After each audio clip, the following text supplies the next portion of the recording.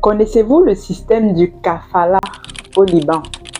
C'est un système qui consiste à recruter des ménagères, des jeunes filles en Afrique pour aller travailler comme dames de maison ou comme employées domestiques au Liban ou dans la plupart des pays du Moyen-Orient. Dans la vidéo qui va suivre, je t'invite à découvrir ce système. On va te la mettre ici. Dans cette vidéo, je vais m'attarder sur ce que nos sœurs et nos frères subissent actuellement au Liban avec la guerre qui prévaut, mais aussi tirer réellement les leçons de tout ceci. Chaque situation qui arrive doit nous enseigner. Écoutons la vidéo ensemble et on se retrouve juste après. Nous ne payons pas les 2 premiers mois, c'est ça?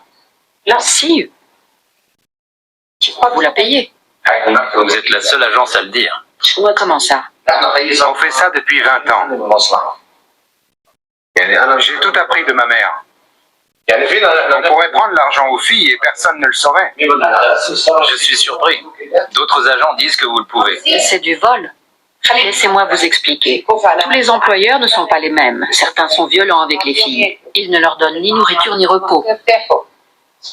Nous connaissons les gens et leur mode de fonctionnement. Alors signons le contrat. Ok, bien sûr.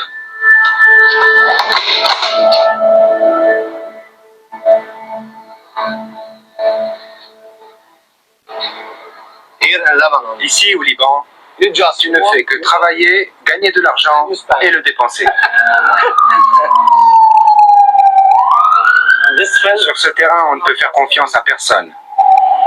Parce qu'il n'y a pas de loi. Pas de loi. Disons que les gouvernements du Moyen-Orient ne respectent pas la loi.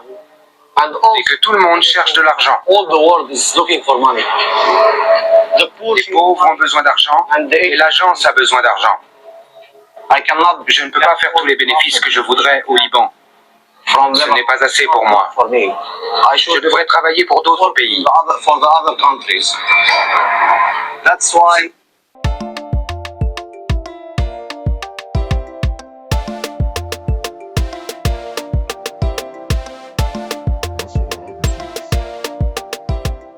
Bienvenue sur Masora Business. Si tu me découvres dans cette vidéo, je m'appelle Aniel Cruzel. Je suis ingénieur logiciel, entrepreneur, auteur d'un livre intitulé Investir en Afrique dans la pisciculture.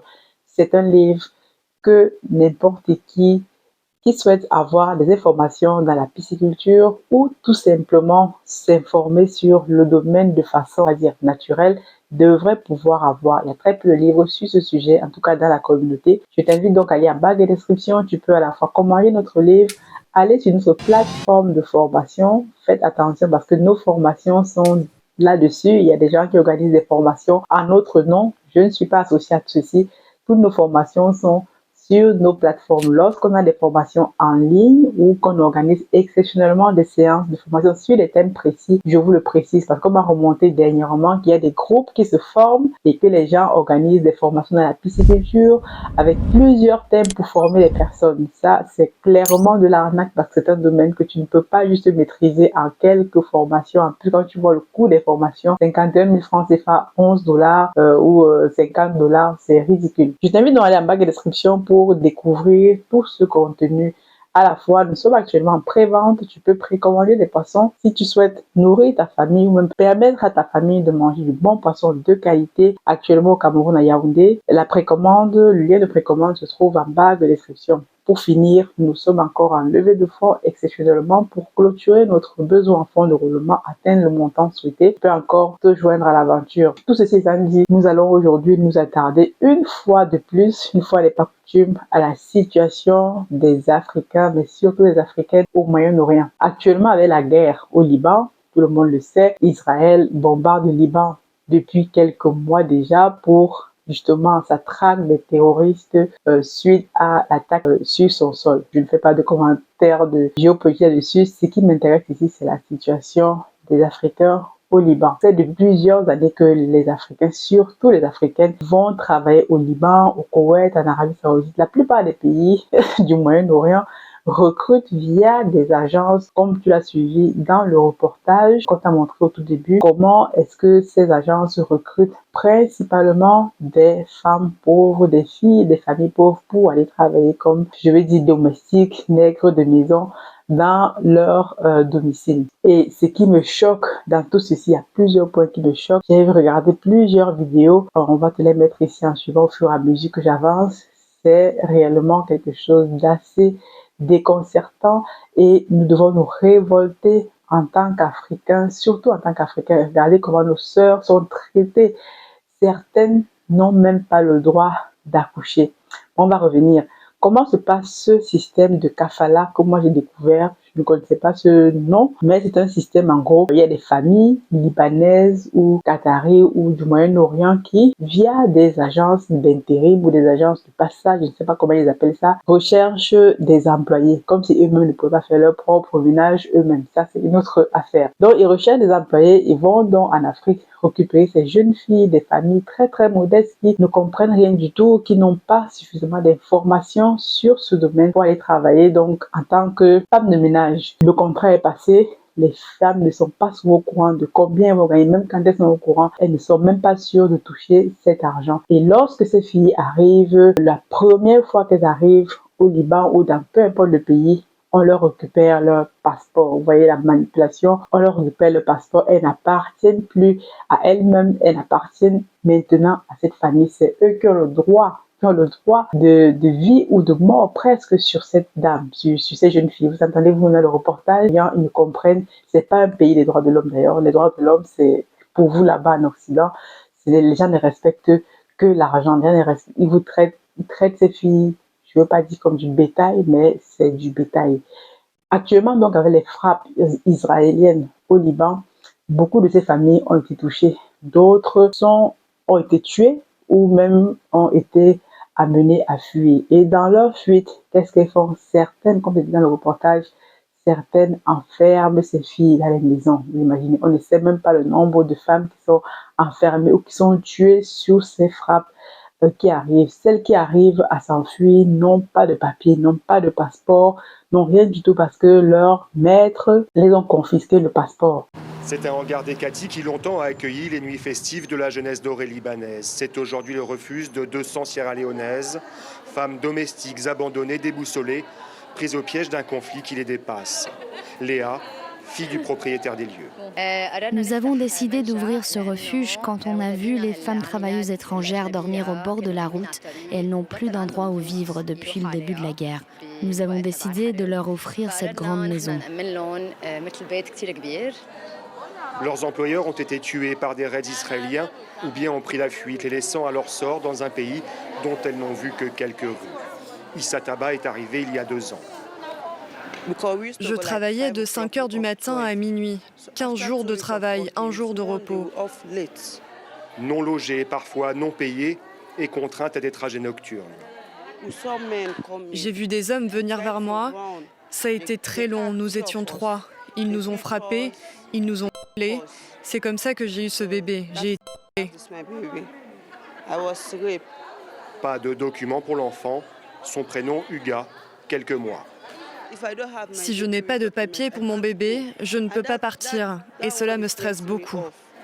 Au milieu de ces femmes, 6 enfants en bas âge, pour certaines plus de passeport, en cause le système de parrainage qui leur a permis de venir au Liban au service de familles qui leur ont confisqué.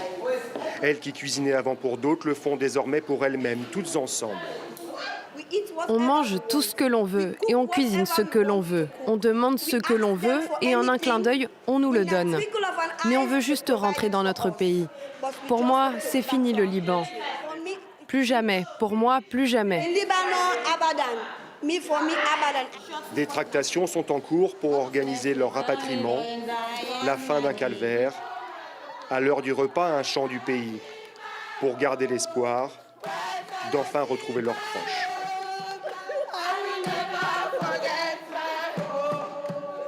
Franchement, c'est une situation tellement terrible. Et ce qui me fait encore le plus mal, j'ai regardé ça, elles sont au Liban Il faut savoir qu'au Liban, c'est interdit pour toute femme africaine, bien que pour les Africaines, d'accoucher sur le territoire national. Et même lorsqu'elles accouchent sur le territoire national, leur enfant n'a pas de papier, n'a pas d'acte de naissance. C'est pire que de l'ignominie, c'est de l'humanisme pur et dur. Je pense que nos pays doivent appliquer la réciprocité. Au Liban, où les gens fuient actuellement la guerre, où est-ce que vont tous ces Libanais? On vous dit actuellement qu'il y a des Libanais qui fuient leur pays en guerre. Ils vont tous en Afrique. Je ne comprends pas pourquoi ils vont tous en Afrique. D'ailleurs, on savait depuis longtemps, que le pays en Afrique, la Côte d'Ivoire, regroupe une large communauté de Libanais. Même au Cameroun, il y en a plein. Et qu'est-ce qu'ils font quand ils sont dans ces pays-là?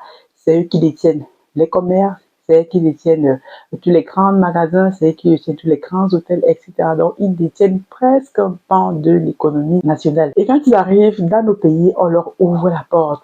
On est gentil avec eux, on est presque à se mettre par terre pour qu'ils nous marchent dessus. Les Africains sont trop gentils, je ne comprends pas. Dans ces cas, vous appliquez la réciprocité.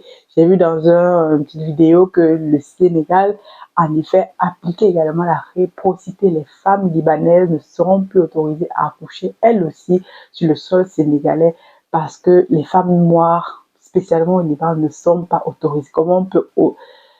Je ne sais même pas comment dire ça. Comment on peut empêcher à une femme d'accoucher sur n'importe quel sol, que ce soit dans le monde, je veux dire, donner la vie. Certaines, même j'ai vu dans un reportage, certaines ont eu des enfants parce qu'elles ont été VIH. Je ne vais pas prononcer le mot aussi, sinon les gars vont me blacklister. Certaines, dans ces cas, comment elles font? Elles n'ont pas de papier, elles n'ont pas de... D'ailleurs, en plus, il y a une amende. Il y a une amende lorsque tu n'as pas de papier au Liban. Tu as une amende. Comment tu vas payer ton amende? Tu ne sais pas. Et nos consulats, dans ces cas, qu'est-ce qu'ils font? J'ai vu qu'il y avait certains des pays qui avaient commencé à rapatrier leurs ressortissants, soi-disant. Il y a même une Camerounaise qui est présidente de l'association qui s'engage à rapatrier ou alors à aider toutes ces femmes africaines qui sont en difficulté. Elle dit dans sa vidéo que le Cameroun, bon, ça on le savait déjà, le Cameroun, elles sont laissées à elles seules. La communauté africaine prise au piège dans la guerre israélienne au Liban. Des dizaines de milliers de migrants originaires d'Afrique y travaillent. La plupart d'entre eux sont des femmes employées de maison. Selon l'association Regroupement des migrants d'Afrique noire, REMAN, beaucoup de ces femmes sont en difficulté. Vianney de Marceau, présidente de l'association, est camerounaise de nationalité vivant au Liban. Tous les pays ont des foyers. Nous n'en avons pas. Nous les Camerounaises, nous nous efforçons autant qu'on peut avec les petits moyens que nous disposons pour recueillir nos sœurs. Je suis allée chez le consul pour demander, s'il vous plaît, est-ce que nous pouvons avoir un foyer? Nous avons essayé maintes et une fois de demander la possibilité de renouveler les passeports. Je vous jure, qu'est-ce qu'on a fait pour mériter ça? Dans ce climat d'insécurité, de nombreux pays africains ont entamé le rapatriement volontaire de leurs ressortissants. Sur 150 000 de ces ressortissants signalés, l'Éthiopie n'a pu rapatrier pour l'instant que 125 personnes en raison de nombreuses complications. Selon le ministère éthiopien des Affaires étrangères, le gouvernement libanais applique des lois strictes en matière de résidence, ce qui entraîne souvent des amendes pour ceux qui ont dépassé la durée de leur visa ou qui n'ont pas de résidence légale. 51 Éthiopiens avaient été précédemment rapatriés, ont par ailleurs fait savoir les autorités éthiopiennes. Rappelons aussi que le Sénégal avait fait ramener au pays 117 personnes le 19 octobre. La Côte d'Ivoire, une centaine, y compris des diplomates ivoiriens. Les autres arriveront par vols commerciaux, ont annoncé les autorités du pays. Le Nigeria, lui, a lancé une opération d'évacuation d'urgence de ses ressortissants. Selon plusieurs sources médiatiques, c'est un avion militaire C-130 qui a été mobilisé pour cette opération. Depuis août 2024, l'ambassade du Nigeria à Beyrouth dit n'avoir pas cessé d'alerter les Nigérians sur les risques croissants dans la région, après avoir encouragé initialement un départ volontaire via des vols commerciaux. Début octobre, l'ambassadeur Eche Abouobe avait notamment signalé que sur les 2000 Nigérians estimés au Liban, seuls 500 se sont enregistrés pour l'évacuation. Qu'en est-il du Togo? Le Togo avec l'OIM ont procédé au rapatriement de 131 Togolais vivant en Libye.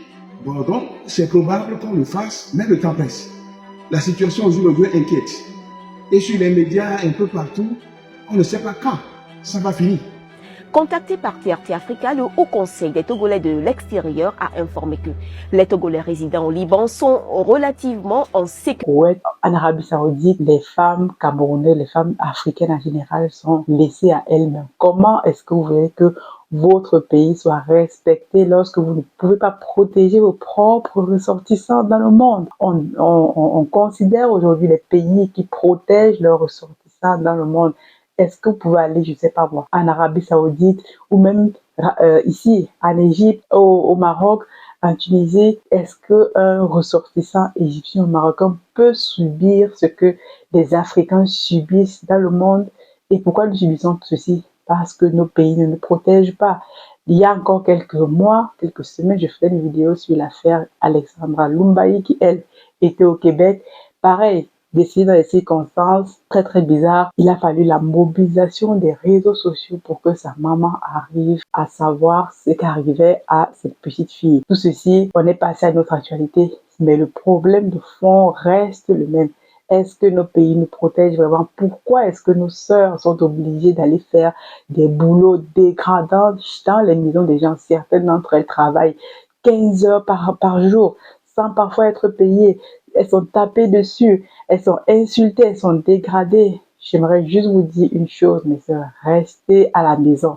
Ne quittez pas le continent en position de faiblesse. Ça, c'était mon message pour la fin. Parce que tout ceci, ça va continuer à arriver, mais ça arrivera de moins en moins si les Africains prennent réellement leur destin à bras le corps. Et moi, je conseille, je recommande à toutes ces sœurs, toutes ces femmes, toutes ces jeunes filles, on peut vous miroiter que c'est beau ailleurs, c'est bien ailleurs, mais ne quittez pas le continent en position de faiblesse. Qu'est-ce que j'appelle position de faiblesse? Lorsque vous quittez, dans ce cas, vous allez faire du ménage, vous allez faire X, Y, Z, alors qu'en vous battant avec votre petite activité dans votre pays, je suis sûre que vous aurez été mieux traité et tout ce que vous allez chercher à l'extérieur, vous l'aurez eu sur place.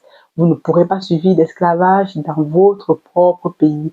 Quitter le continent, ou si vous voulez, je ne peux pas dire aux gens de ne pas quitter le continent, il faut voyager pour voir le monde. Mais si vous voulez quitter le continent, quitter le pays, quittez-le en position de force. C'est-à-dire, vous avez un background intellectuel, vous faites des études, si vous ne faites pas d'études, vous avez un travail, vous avez de l'argent qui vous permet d'aller ailleurs, de ne pas mendier. Parce que nous allons tous ailleurs, on nous considère comme des mendiants d'ailleurs.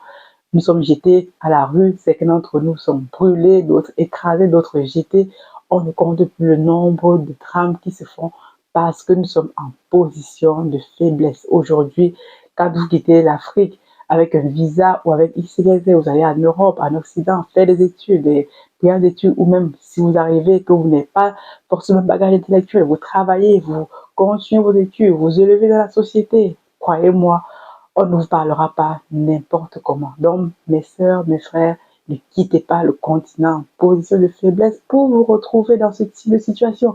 On vous jette dehors maintenant en espérant que les pays africains se mobilisent pour rapatrier toutes ces dames, toutes ces jeunes filles à la maison, dans leur pays d'origine, pour qu'au moins elles puissent avoir la paix d'être chez eux. Je préfère mourir, je sais pas moi, de famine, je préfère mourir d'esclavage chez moi, en Afrique, que d'aller mourir chez les autres. Aujourd'hui, ça, c'est de l'esclavage moderne. On vous dit que l'esclavage est fini, mais quand on regarde ceci, on nous traite comme ça parce que nous ne représentons rien du tout à l'échelle du monde. C'est une vidéo vraiment très dure, très mal, qui me fait mal au cœur quand je vois toutes ces vidéos, toutes ces femmes qui ne savent pas comment elles vont faire alors qu'elles sont juste sorties de leur pays pour aller chercher le pain. C'est la raison pour laquelle je martèle encore dans cette chaîne, sur cette chaîne, nous devons être massifs à investir en Afrique. Parce que si nos sœurs trouvaient du travail au pays, si nos frères pouvaient ne serait-ce que gagner leur quotidien de façon digne au pays, personne d'entre eux ne prendrait la route de l'exil. Aujourd'hui, nous, chez Africa Food Industries, nous faisons vivre à peu près 5-6 employés de façon indirecte, 10-20 personnes. Nous sommes fiers de cela, même si c'est difficile au quotidien. Nous sommes fiers parce que ce sont ces personnes-là, ces jeunes que nous employons, qui ne seront pas sur la route de l'exil. Je préfère qu'ils soient avec nous en train de travailler pour faire progresser notre entreprise parce que c'est aussi leur entreprise et on travaille principalement pour leur redonner de la dignité. Donc, mes sœurs, mes frères, soyons massifs, surtout ceux de la diaspora qui ont le pouvoir financier. Soyez massifs, investissez dans vos différents pays, créez des emplois. Ça permettra d'éviter à l'avenir ce type de drame. Dis-moi ce que tu penses de cette vidéo. Et encore plus, on va dire God bless Africa. Et pour finir, God bless Africa Food Industries. On se retrouve à la prochaine vidéo.